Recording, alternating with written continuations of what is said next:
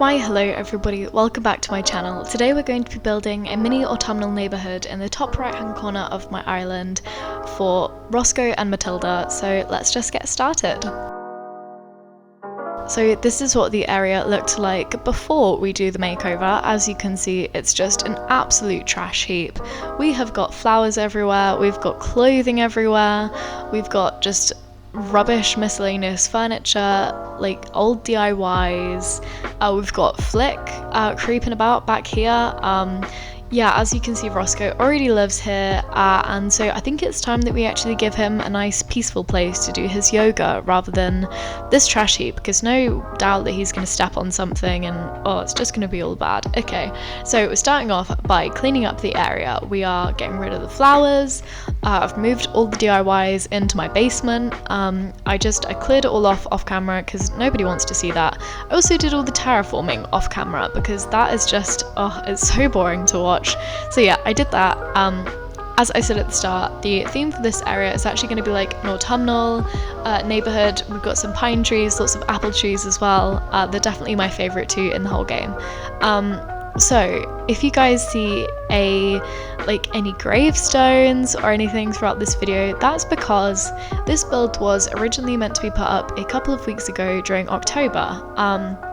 I wanted it to be a spooky neighbourhood, again, hence why we're using Roscoe and Mathilda, because their houses are both very dark and a bit creepy. But I didn't want to put up a build that I wasn't proud of. I couldn't quite figure out how I wanted it to look in my head when I was trying to build it. I couldn't figure out a configuration of the items that I was happy with either, so instead we've completely 360'd. We're making this into a cozy little autumnal neighbourhood for these two guys, and we decided to build a small community garden in the top tier between the two houses, as you can see right here where we've got the gravestone. So yeah, that's eventually where a small community garden's going to go. It's not going to be too practical in terms of how much space there actually is. It's mainly decorative.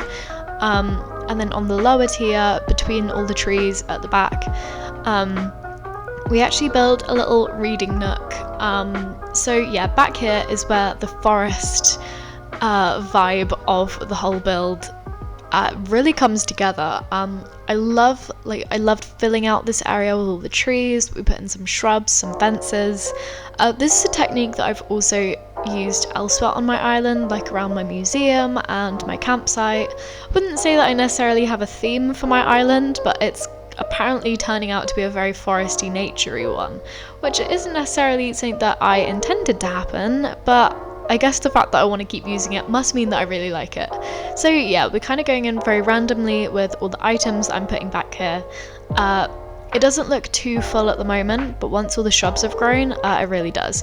It's not even necessarily something you can really see when you're standing by the houses on the middle tier, but it's something that when you pan the camera up, especially from like the bottom tier, it just makes it look so full, because that is one thing that, as much as I love the top tier, having it right up against the back of the island where you can see so much of the sky as well, sometimes for me it just makes things look a little bit empty, or almost out of place a little bit, like almost like it looks like it's on the edge of the world, which it literally is, but for me that's just not a look that I really enjoy.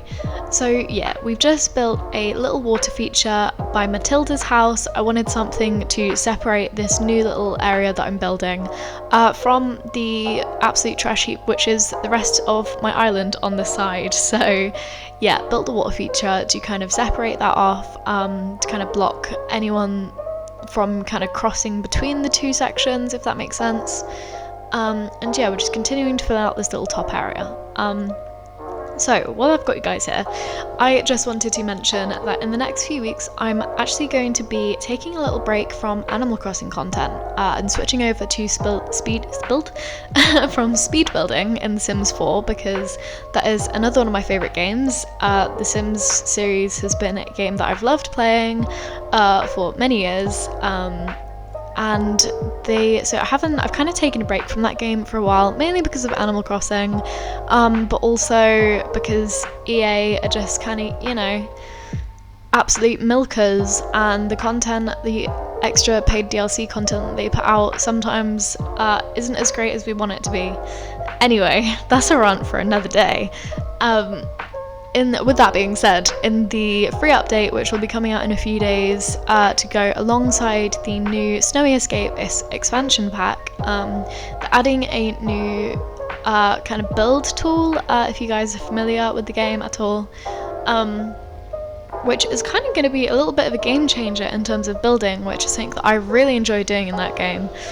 I guess that's just, you know, something that I enjoy doing, considering the fact that I'm currently doing speed build in Animal Crossing. So yeah, I think that either next week or the week after, I'm going to be putting out a little speed build with my kind of first attempt at playing around with the new tools, because it's clearly something big enough that's actually brought me back to the game. So that's very exciting.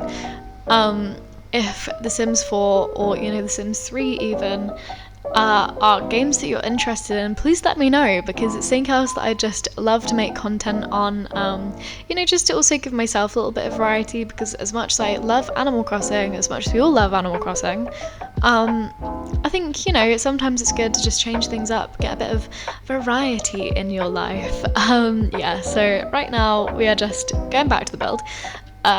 We're decorating Mathilda's little garden. I put a swinging bench, little tea set, because, you know, she do be a classy lady, but also a little toy box because she's got a little baby in her pouch, so I thought that was quite cool.